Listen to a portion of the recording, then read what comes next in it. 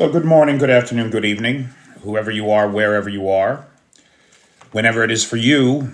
For me, it's just past midnight on August the 1st of 2024. Hey, Blue Ariels. Hey, Daryl. Hey, Cheyenne. Hey, Becky. Hey, Hobo. Hey, Darlene. Shadow Hunter. Lame. Hey, Steve Kennedy. Hey, Soren. Hey, Bobby. Thank you, Rob Walker. Plugging along. Hey, Robert Chapman. Is this the fake Peter? Accept no imitations. Thanks, man. So, if you are unaware, what Anthony Tommy Tom there is busting my ass about is that there is some jerk off out there who is pretending to be me and trying to scam you for cryptocurrency. The password is Woodburner. Woodburner is the password. Hey, Bernard. Hey, TKS. The TikTok attacks continue. They do. I thought I got them today. I posted a video and it took off. And then the next two I posted were immediately silenced. It's unbelievable. I don't get it. I don't get it one bit. It's very frustrating. Now, real quick. Lars, you tried to report that guy. Yeah, to everybody who tried to report that guy, thank you. And I filed a report. I've got a support ticket open with TikTok. So the funny thing is, I did a search. I was looking for that guy, right? So I did a search. Now, I can tell you right now, when I got on this platform over a year ago, there were no other Peter Alexieviches. That was not a thing. Well, today there are 10. And they almost all have 0 followers and are following 0. So I'm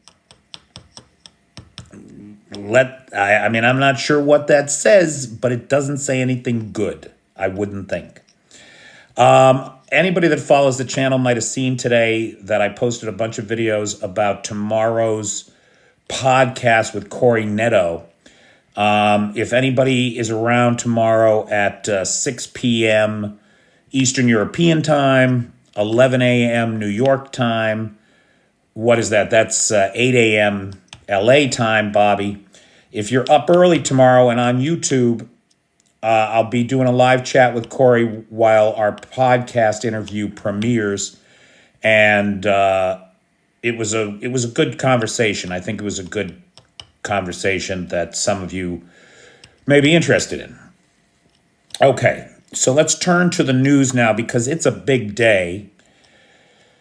Because according to sources, multiple outlets are reporting, although Kyiv has yet to confirm it, that the F-16s, the first batch of F-16s have arrived in Ukraine.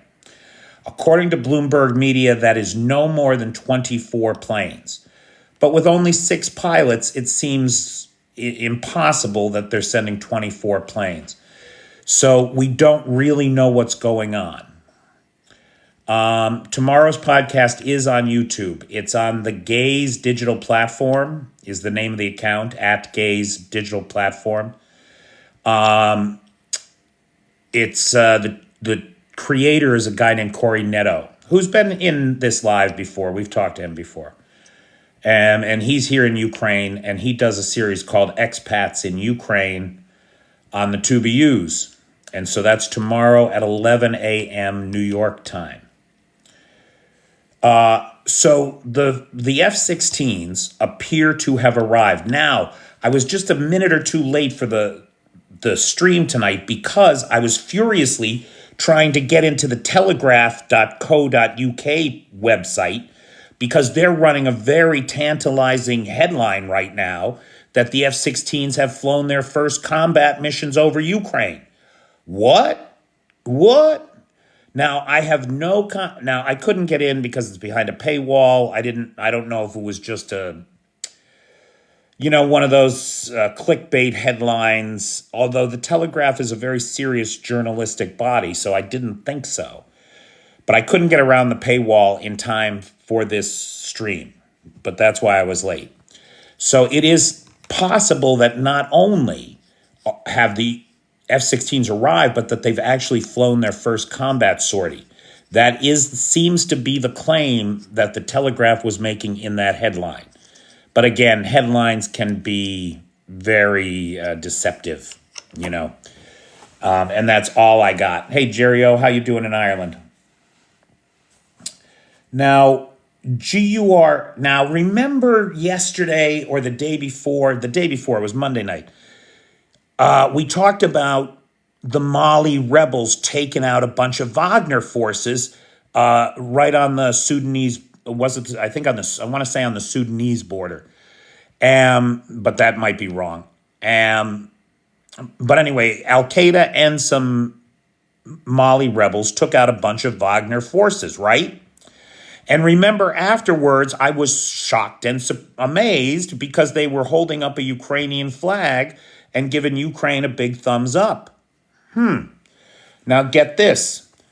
Andrei Yusov, who's the spokesperson for the GUR, the main intelligence directorate of the Armed Forces of Ukraine, said today, and I quote, "Rebels received necessary information and not just information for success." What does that mean? Well, it means clearly that the Ukrainians did supply the Mali rebels with some tactical information for this operation. That's clear. Intelligence was supplied. But then Yusuf says not just information.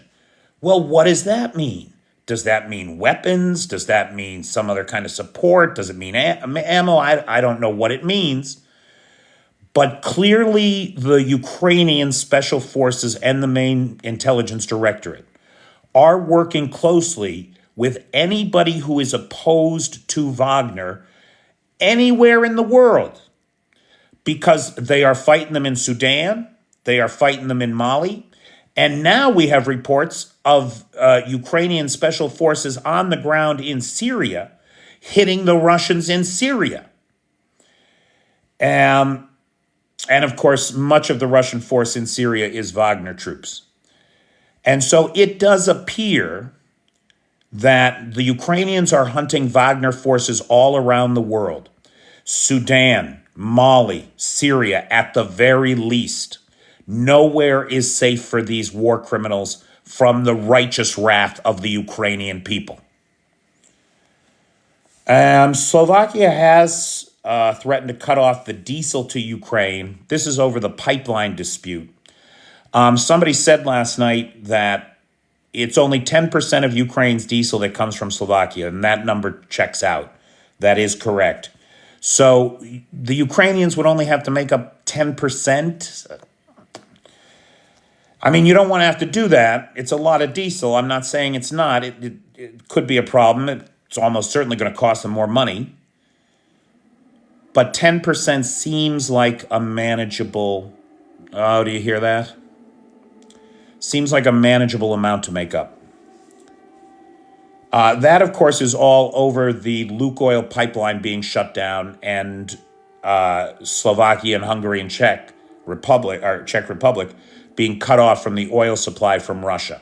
Now, again, they've had 2.5 years. You'll notice the Czechs aren't complaining.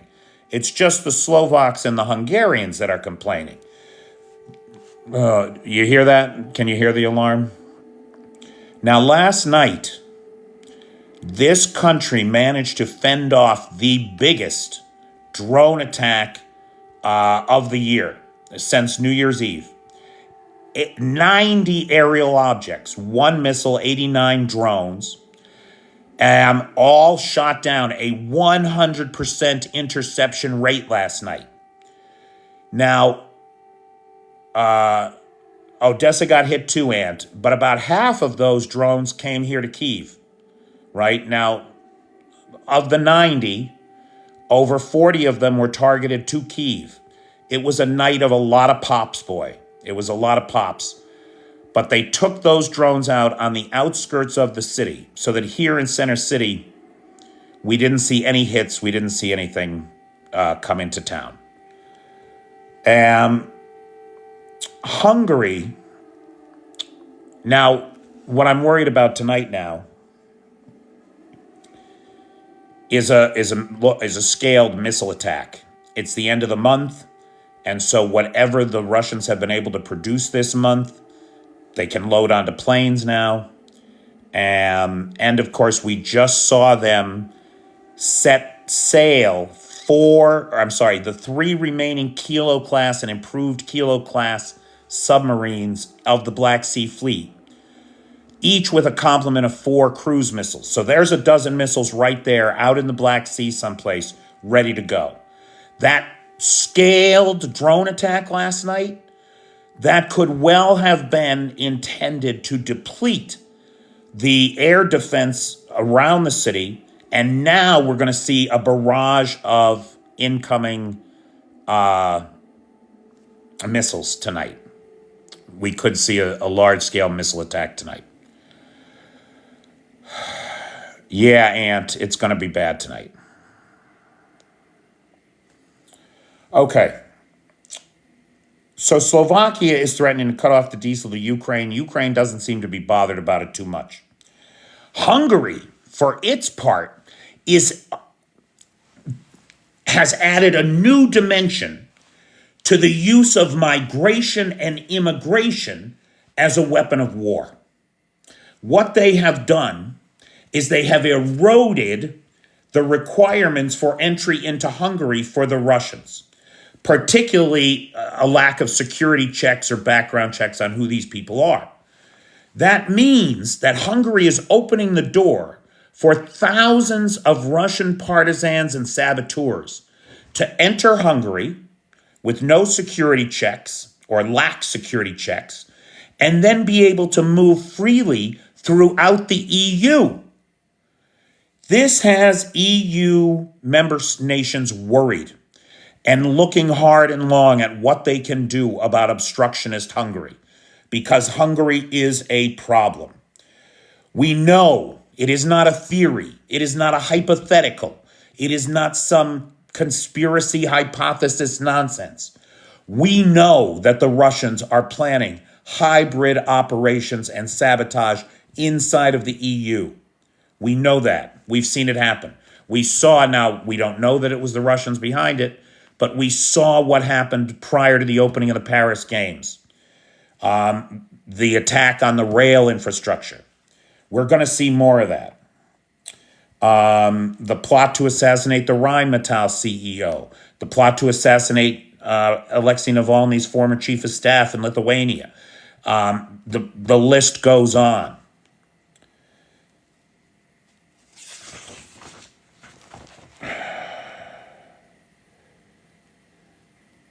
Ukraine hit an air base in Ossetia, that's occupied Georgia, which again raises some fears. That's a gray area, right? Sure, it's Russian-occupied land, but it's Georgia. So if you recognize the international boundaries of Georgia, then are you not in fact attacking Georgia? And that's a tricky business. That's a tricky business to sort out right there, but the Ukrainians aren't having any of it. They're not letting the Russians hide bombers on an air base just because it happens to be in Georgia.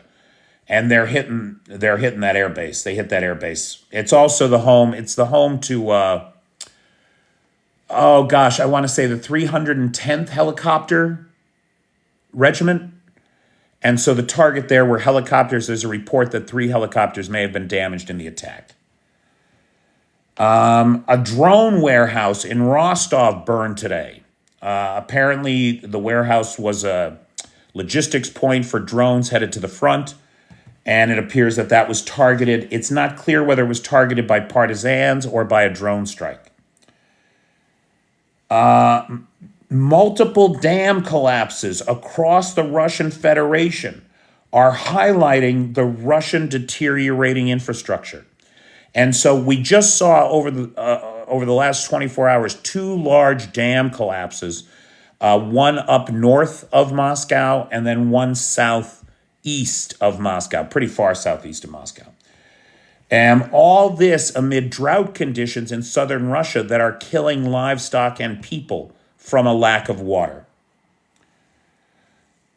An update on the 31st Mechanized Brigade. We said that there were a couple battalions of the 31st Mechanized Brigade that were threatened with encirclement by the Russians outside of Pokrovsk. With the assistance of the 47th Mechanized Brigade, those elements of the 31st were rescued from their impending encirclement and managed to escape. And so there's some good news. Ukraine and Greece are in the final stages of negotiation to sign a bilateral security agreement. This will be the 26th nation to do so, in line with the G7 summit recommendations from Vilnius last year. The Germans have announced some more military aid: 8 Leopards, 22,000 Gepard rounds. That's the Gepard anti-aircraft guns. 10 unmanned surface vessels, 10 ground surveillance radar systems, and a portable field hospital. The U.S., for its part, announced a $1.7 billion package, $200 million of which is drawdown. And so the Javelin missiles, the Javelin anti-tank systems, the air defense systems, the ammo, that can all come right out of the warehouses and be shipped to Ukraine. The other $1.5 billion is likely stuff that needs to be ordered and manufactured. And so that's going to take some time to get over here. The Russian central bank raised the core interest rate from 16% to 18%. Holy cowabunga. This effectively exhausts the effectiveness of interest rate hikes. More interest rate hikes are not going to help the Russian situation. This is and this is not me talking. This is not me saying that this exhausts the interest rates as a method of price control. No. This is, what's her name? Nebelina, who's chief of the Russian central bank. Those are her words. This exhausts our ability. Further hikes will exhaust the effectiveness of rate hikes. She says the economy is teetering on the brink of stagnation or a major recession. This is the head of the Russian central bank. This is not me. This is not my opinion. This is what the Russians in charge of the central bank are saying. Again, last night we saw a new record for interceptions. This was the largest strike since New Year's Eve. 89 drones shot down, 1 missile. We also saw, on the other side of it, we saw the conclusion of the largest cyber attack in Russian history. The forces of the GUR, the IT Army of Ukraine, performed a major cyber attack, a massive cyber attack that was 1 week long. It was a distributed denial of service attack against banks, social media, payment services, government services. Any operation that financed or assisted in prosecuting the war was a legitimate target. The Ukrainians claim to have scrambled the data of many of these companies or stolen their data for their own purposes. We have yet to see what will come of that.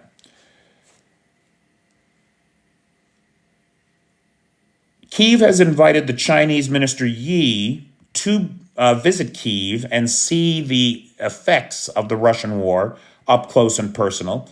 This follows the meetings with Kuleba in Beijing and Hong Kong. It's a good sign that the discussions were, if not successful, they were at least cordial.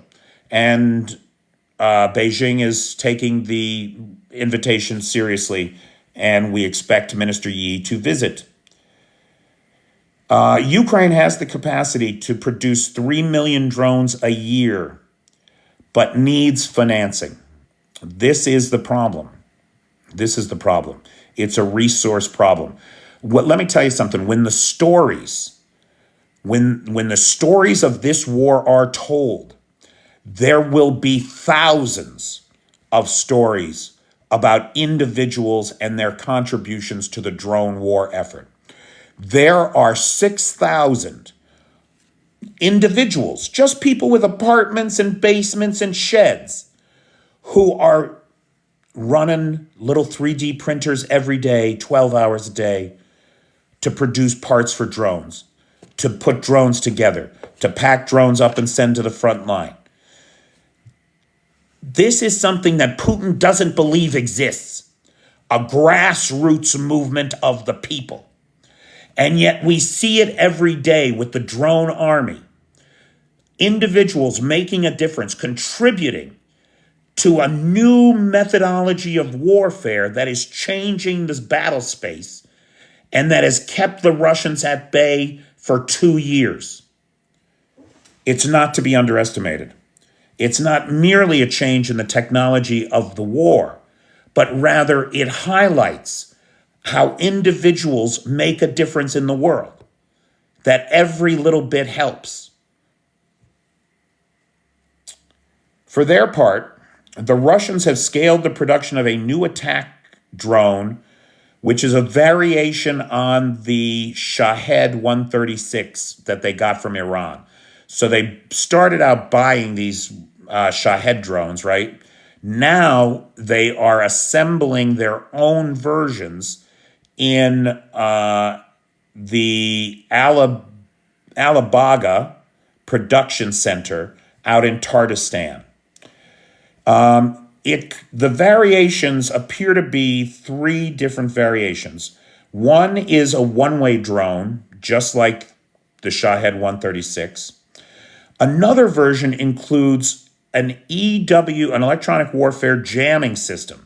So these drones can fly over the battlefield and jam the radio frequencies of the enemy. There's another one that's a false target. It appears to be intended simply to be sacrificed to deplete air defense resources. The designers claim that the drone has swarm capabilities, though those have yet to be demonstrated. Some of these that have been captured on the ground in Ukraine, or their bits recovered after they were shot down, indicate that they are made of a foamed plastic fuselage and plywood, light and cheap. Light and cheap. Curiously enough, some of the varieties have a camera for FPV, first-person view FPV style. One of them that was shot down over Ukraine was found to have a Ukrainian SIM card in it. The drone was actually using the Ukrainian mobile network to do its communication and searches and target acquisition. I mean, unbelievable. Don't think that the Russians aren't learning. The Russians are learning. The Russians are adapting. There's just no 2 ways about it. That's right, Nicola. The Russian drone had a Ukrainian SIM card in it and was using the Ukrainian mobile network for its internet connection, for its communication with its handler, to send its video stream back to the FPV operator. I mean, it's just unbelievable. It's literally unbelievable what these guys are doing. I mean, it's fascinating. It's a whole new aspect to warfare. But there it is. Stolen. I mean, you can pick up a SIM card for like 150 hryvnia. That's like $375. I don't know, Demud, maybe. How many Ukrainian SIM cards can be found in occupied territories? Exactly, Ant, right? Finally, Days after Putin said that he was restarting mid-range nuclear program development in response to the U.S. saying that they were going to station nuclear weapons in Europe again. Just days after that, Putin has ordered nuclear drills and the training of troops for the use of tactical nuclear weapons on the battlefield in Ukraine.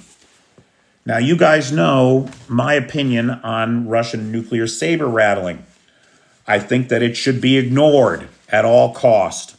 I don't think that it is serious. I don't think that it should be taken seriously. I don't think that we can afford to live in a world where the blackmail of homicidal maniacs is a thing that we take seriously. You can't live in fear like that. It will sucker you into making mistakes all the time that eventually will erode your ability to deal with your enemy. Can you put a virus in these SIM cards that we can give to the Russian military? Well, I can't, Bobby. Hey, Russell Kennedy. I can't, Bobby, but I'm sure that there are people out there who can and are probably working on it. So, guys, that's my top line on the news. So let me take this opportunity to thank Truthful, who I didn't see tonight. Is Truthful here? Truthful is the sponsor of tonight's live. Thank you, Truthful. If you see Truthful around, thank Truthful for us, please. I couldn't keep this up without the live sponsors. No way. It's a big deal to me. I also want to thank the best moderator team on the Tickety Talk, Cheyenne, Vanetta, PT, John Williams, Jay, and Travis. And I think PT is away this week. I think he's fishing all week. And I also want to thank Nightshade, who's got the Peter's Peeps group on the Book of Faces. I want to thank Lars, who has the Discord server and the Alexievich archives. And I want to thank Vanetta, who's got the Dismantle Project 2025 group on the Book of Faces. Check us out there. I also want to pitch to everybody tomorrow. Tomorrow is Thursday, the 1st of August at 11 a.m. New York time. That's 8 o'clock on the left coast, 6 p.m. in Kyiv. I'm going to be live on YouTube with Corey Netto from the Gaze digital platform. That's the Gaze digital, Gaze digital platform. And we're going to be talking about Ukraine. Corey had me on as a guest on his podcast. The episode gets published tomorrow at 6 p.m. European time, Kyiv time. And we're going to be there in the chat to answer questions live from folks that are sitting in on the conversation. And so if anybody is around tomorrow at 11 a.m. Eastern time, feel free to join us for the live premiere. It was a good conversation, and I was really happy with Corey sent me some clips today, which I published to the Tickety Talk here. And I was very pleased with them. I think they look good, and hopefully the conversation is as coherent as the sound bites. But I leave it to you guys to decide that. And of course, I will be there in the chat to answer any questions that anybody has if anything is unclear. So having said all of that, ladies and gentlemen, we are open. The floor is open to Q&A. If anybody's got any questions, comments, points of observation, or personal need, feel free to chat them in. Is the F-16 really going to make a big difference in the war? And if so, why? Nicholas, so I am not a weapons expert, right? I don't know anything about the F-16, except that it's fast and it makes things go kaboom. However, when I listen to weapons experts, they talk about the power and flexibility of the F-16 as a force multiplier. That is to say that once the F-16 is here, the Russians have to make decisions based on that. That means they have to move critical equipment and supplies that they don't want to let go kaboomed They have to move them farther away. That complicates their logistics and ground lines communication. And I think we're going to see a lot of that. And I think once Ukraine has superiority in the skies, which the F-16 should give it, and it stops those glide bombs, that's going to make a big difference on the front line.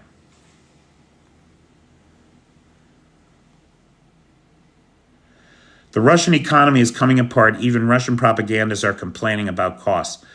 CyberDoc, what nobody is talking about are the billions in US dollars that have been hidden away in Russia that are now moving out of the country.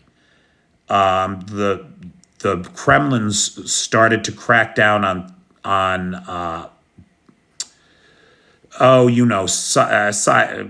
why can't I think of it? Bitcoin, right, on crypto, because everybody's moving their money out of Russia.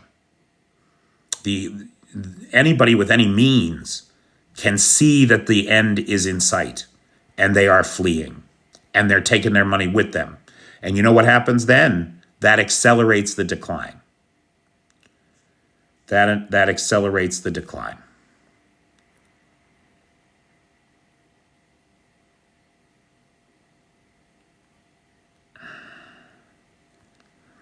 Advanced weapon capabilities of the F-16 plays into it, sure. I don't think F-16s will stop a lot of glide bombs. No, Damoud, they won't stop the glide bombs. They'll stop the planes that are dropping the glide bombs, right? The only way that's the problem with the glide bombs. They don't have a heat signature. They don't have a radar signature. They can't be jammed, right? They're dumb bombs with wings. It's all they are. Every single one of them has to be intercepted, and they're small. It's not like intercepting a plane. And consequently, the proximity fuse off on a lot of the anti-aircraft stuff that the Ukrainians are using, it doesn't detonate when it gets close to the bomb because the bomb is too small. So the idea is you stop the planes that drop the glide bombs. That stops the glide bombs, and that's what the F-16s will do.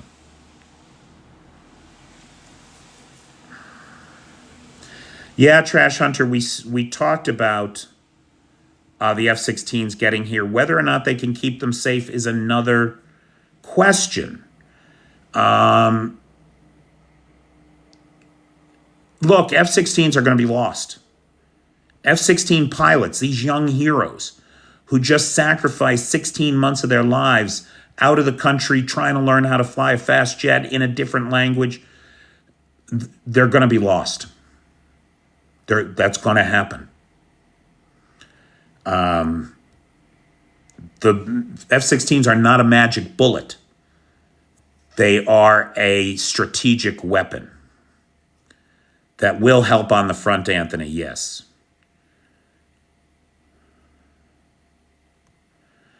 Well, the Russians have hundreds of planes left still, so they're not going to be out of them anytime soon. They'll do the job. I don't have any doubt about that. The F-16s will do the job. A safe place is key. Yes, it is, Bobby, and we don't know where that is. Well, Blue Ariel Silk, I mean, we hope that it's true, right? We have yet to get confirmation from the Ukrainians, but multiple sources familiar close with, according to people familiar with the matter, are reporting that, in fact, the first batch has arrived.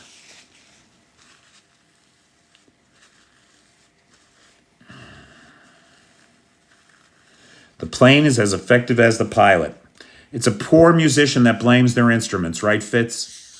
It's a poor musician that blames their instruments. Hey, Chef Deb. Determined pilots with great jets make the difference. Yes, Chef Deb, I believe you are correct. An air-to-air battle is brewing. It probably is, Esquire Eddie, but the good news here is that the Ukrainians in their F-16s have over-the-horizon capabilities. They don't need to be able to see the Russian planes to target them and hit them like the MiGs do. Hey, Jacob Grady. Hey, Rational Squirrel. How much has Putin put on one F-16? Putin hasn't put anything on the F-16s getting destroyed. A private oil company has. And I forget, I think they're offering 15 million rubles. I want to say it's 15 million rubles bounty on the first F-16 to be shot down. Megalodon. I used to have a couple megalodon teeth. We got them out of Shark River in North Carolina. Hey, Betty Thompson.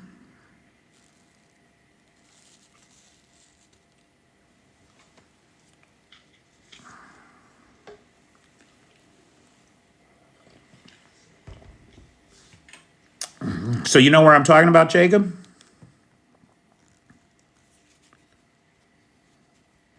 It's a great place for fossilized shark teeth.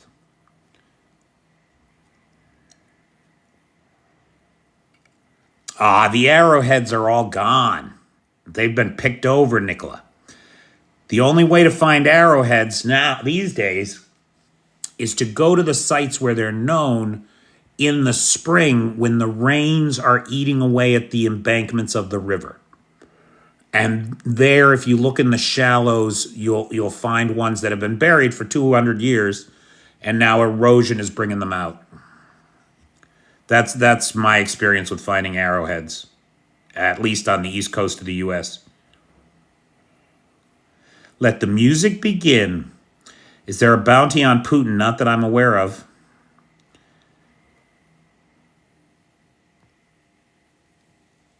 So let me take a minute again and thank our sponsor for the night, Truthful. Last night it was Effin' Hell. Tomorrow it will be Ballerina. And on Friday, it's Marilyn Fuller. So the whole week we've got sponsors, and I really appreciate it, guys. It makes such a difference. You have no idea. Jacob Grady lives out in the country, so we find them in the fields before they plant. Where are you, Jacob? What part of the country are you in?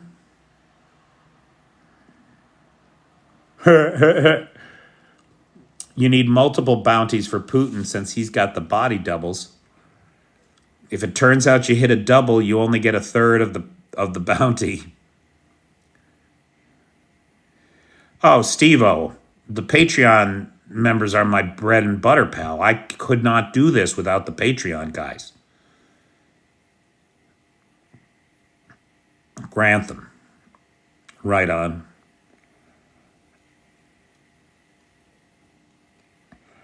All of them are necessary. Getting all of them is absolutely necessary. No two ways about it.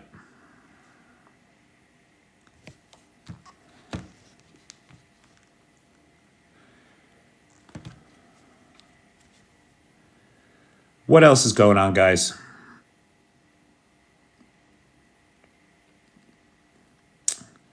Hey, Robert Chapman, you back again? Double or nothing. Hey, Mel, how you doing? Thank you, Pursuit Ventures. I sure appreciate it. Hey, David Frazier. Hey, Chet, thanks for liking the live. As always, guys, thanks for liking the live. Thanks for the gifts. I appreciate it.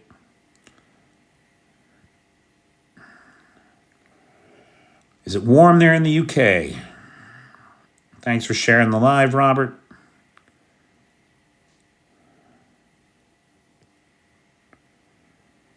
It is certainly, yes, this week, Julian, has been very pleasant, although it looks like it's going back up into the 30s next week.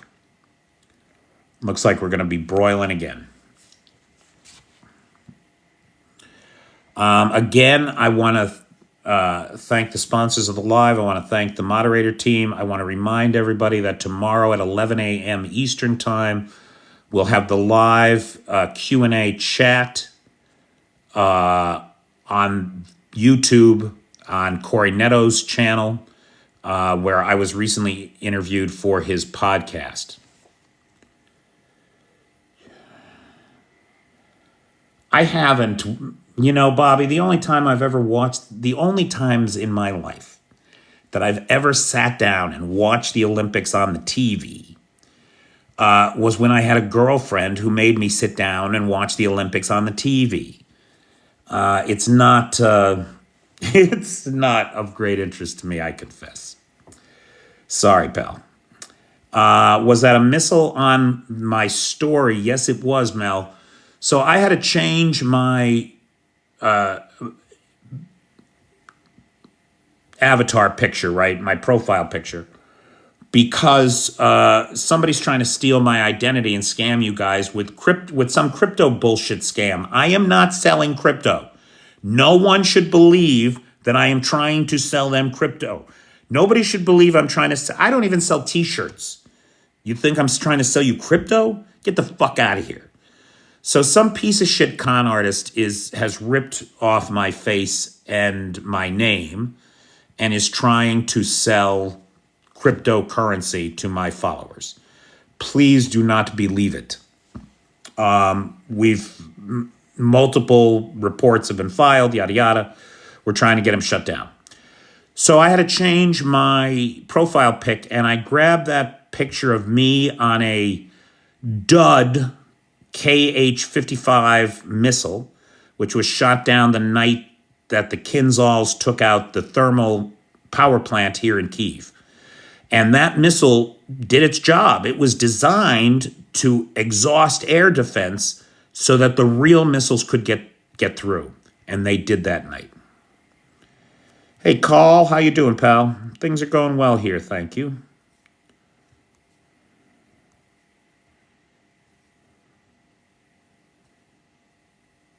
No one with a brain buys crypto. Well, that's not entirely true, Chef Deb, but for the most part, yes, you are right.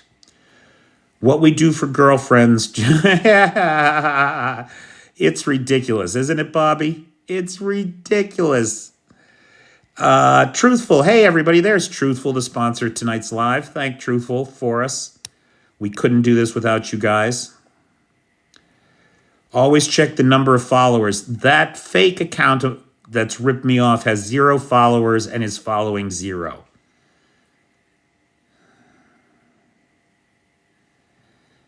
The Ukraine lady got the bronze. That was Olya Kurlan, I think. Kurlan. Olya. She got the bronze in saber fencing. Good job, Olya. First medal for the Ukrainians. I only sell from the Publishers Clearinghouse. Guys, listen, I am an actor, right? And I do commercial work. Please do not think that if you see me in a commercial, I'm endorsing the product. That's just a paycheck. I don't necessarily know that intermittent fasting is the way to lose weight. I don't know that certain business-to-business outlets are the best way to open your new business in Dubai. Do not consider, right? Those jobs are paychecks. They are not endorsements. F-16s, it's not confirmed. It's being widely reported. The Ukrainians have yet to confirm it, Mel. But the first batch is supposed to have arrived today. Can you hear the strikes? The strikes tonight?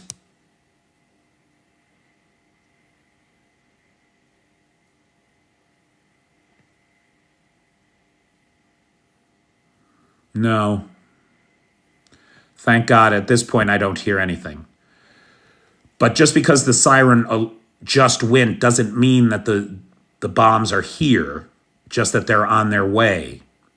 Last night's missile attack or drone attack came in waves, multiple waves of drones, with territorial defense destroying each wave as it came in.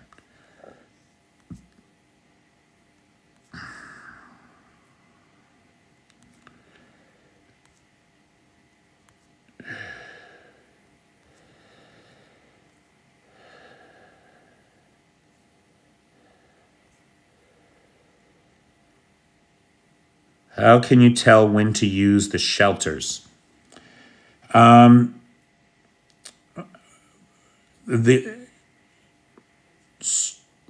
So when the air alerts go up, we get some details sometimes about what's coming. And on any kind of scaled missile attack, that's when you want to move to the shelters. But territorial defense, Chef Deb points out, territorial defense is doing a hell of a job. Last night's interception rate was 100%. You can't get any better than that. That's just amazing.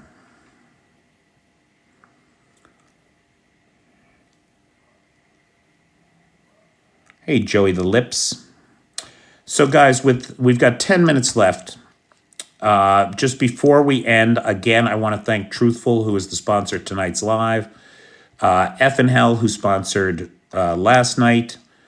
Ballerina, who will sponsor tomorrow. And Marilyn Fuller, who will sponsor on Friday. Plus Chris Carter, who sponsored Monday. So we had a full week of sponsorships. It's a big deal for me personally. I want to thank the moderator team, best moderator team on the Tickety Talk. Cheyenne, Vanetta, PT, John Williams, Jay, and Travis. And I want to thank Nightshade, who has the Peter's Peeps group on the Book of Faces. Vanetta, who has the Dismantle Project 2025 group on the Book of Faces. And Lars, who has the Discord server and the archive, the Alexievich archive. Oh, David wrote a poem. I'm sure that moves us all, David.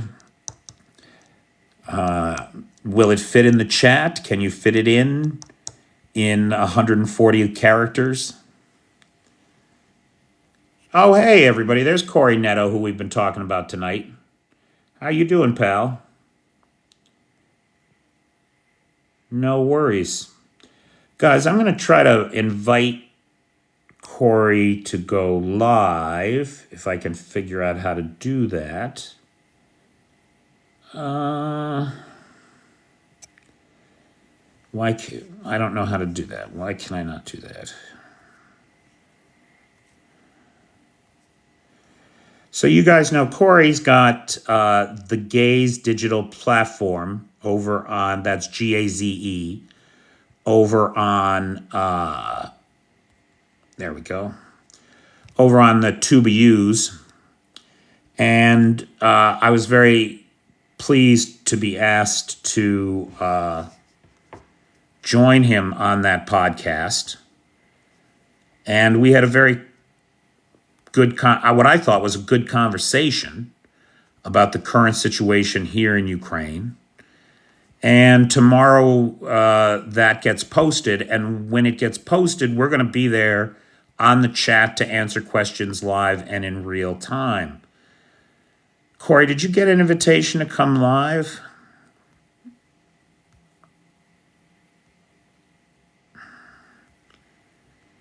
Or can you, here we go.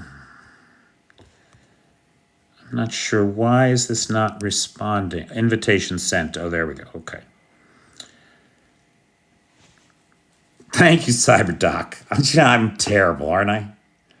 You would think that I would know. Yeah, I'm done here in 7 minutes, pal. If we want to hop on here live, now is the time to do it. Now, Corey is in Ukraine. I don't know that he's in Kyiv.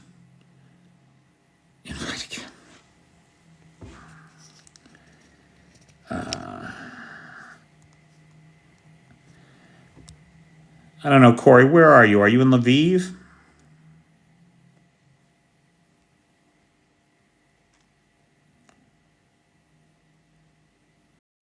There he is. The grammatics very well, but then I While he's in the middle of watching the Olympics with his girlfriend. He probably has a girlfriend. Understand the memorize, let's say. Hey, what's up, guys? Good, Corey. How you doing? Are you in a public place? Yeah, actually, I was having dinner with some friends. So basically, I'm in Porto right now, and I met some of the Ukrainian diaspora here, and I went to one of their Portuguese language lessons, and I was recording some stuff there, and we just had dinner, and I lost track of time, and yeah, I know you're going to be off in 6 minutes, so I just wanted to join. And I know we have the podcast tomorrow, so I wanted to talk about it a bit and invite your people over there. I know a lot of people here; they seem to really like you, Pete. Well, thanks, pal. I'll tell you, I love Portuguese, man. I could listen to Portuguese all day. No, I can listen to you all day, man. Did you share with your audience the clips? Thanks. Chef Deb is asking for a link. We don't have a link yet. It's going to be actually, I will send you the link right now. I just got the link. So I have the link. I have the thumbnail. I can send it to you. And yeah. Can you post it right in the chat and we'll pin it here for everybody? Uh-oh. Yeah, one second. Grab the link. 1 second. Let me grab the link really quick. I'll come right back. Thanks, pal. So awesome. So we got the podcast tomorrow, and we'll be in a live chat, me and Corey. Hey, Pedro the Amigo. Me and Corey will be in a live chat to answer questions while the pod runs. And that's 11 o'clock New York time tomorrow. Yeah, so there's the link. And yeah, it'll be 6 p.m. Kyiv time. So I guess whatever that is New York time that you said. 11 a.m. Well, yeah, there's a lot of good clips from the reels I sent you, Pete, and it was really hard for me to decide which one was the best. They were all great, and I love the energy that you brought to the podcast. And yeah, I'm super excited to look at it live with all you guys at 6 p.m. tomorrow, Kyiv time. Thanks a lot, Corey. I really appreciate it. Cheyenne, can you pin that link to the top, please, so that everybody can see it? And you can't pin it. Why not? Corey, you better message that link to me too. Yeah, I'll send it to you right now on Telegram. Just 1 second. Look at Lars. Nice. Good going, brother. Hit that again. HTTPS. Can't pin it, huh? Okay. The production values on Corey's podcast are very high. If you haven't ever watched any of the episodes over there, he interviews some fascinating people, boy. He did an interview with an American who was held as American or Canadian? Western. British. He was British. He was British. Who was held as a prisoner, right, Corey? Yeah, exactly. He was captured in Mariupol, Ilich, which is the northern part, north of Azovstal. His story is incredible. Yeah, so he basically married a Ukrainian woman in 2018. She's from Mariupol. She was EOD, Explosive Ordnance Disposal. That's how they met in the military. He was in Azov. Then during the war, during the full-scale invasion, he was defending Mariupol Ilich. They were surrounded. He tried to escape. He got captured. I'm just giving you the rough, the quick version of the story because I want you guys to watch the podcast. He got captured. He was tortured. And then he got exchanged for Medvedchuk. And yeah, you guys should definitely watch the podcast to get the full story. He also wrote a book, Live, Fight, Survive. And they're going to make a movie about it as well. It's produced by and funded by, produced and the script was written by Tom Hardy's father. So it's going to be out in about 2 years from now. Sean said, his name is Sean Pinner, by the way. Incredible story. Yeah, you definitely should watch the podcast, buy his book. And right now he is training soldiers in the Ukrainian military, and he's not doing a combat role anymore. But yeah, he's a big advocate for POWs because he knows that he barely made it out alive, and there's people there that have been there like 2.5, almost 3 years, and they need to get out because he had a couple friends already return, in body bags, from all the abuse and torture they've been going through. But the interview with the POW is only one of many interviews. And there's a lot of good conversations there on Corey's channel, guys. So check us out tomorrow and give Corey a follow over on the TubeUs. Hey, Scrooge the Devil. How you doing, buddy? Nice to see you, pal. We're just talking to Corey Netto here, who I'm going to be on his podcast tomorrow at 11 a.m. Eastern time. So anybody who can hop on YouTube tomorrow, join us over there.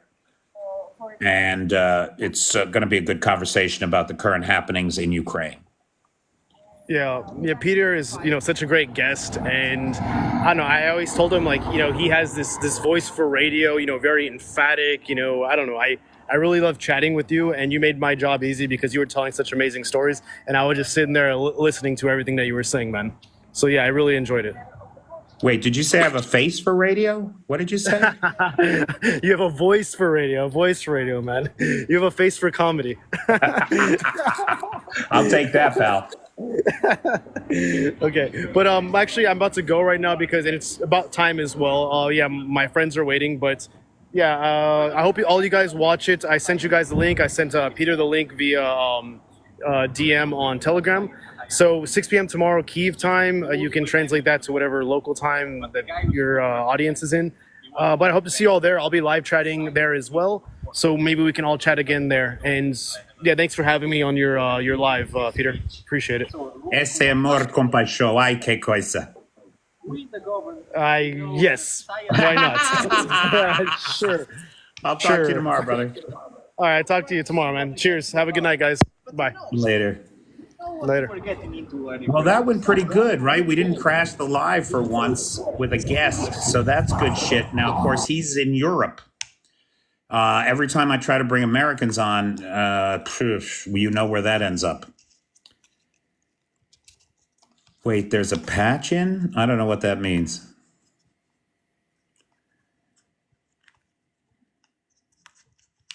Yeah, there was. We had a guy in the box and it worked. Didn't crash the system. Life is pretty good. Now that live guy, though, effing hell, it's worth pointing out, is here in Europe. Right? He's normally in Ukraine, but he was in Portugal tonight. So it was nice. All right, so guys, I want to thank Truthful, who is the sponsor of tonight's live. I want to thank all the Patreon people without whom I could not do this at all. There's the link for tomorrow's podcast and live chat with Corey and I. And I want to thank Corey for inviting me on the podcast. I had a very positive experience doing that.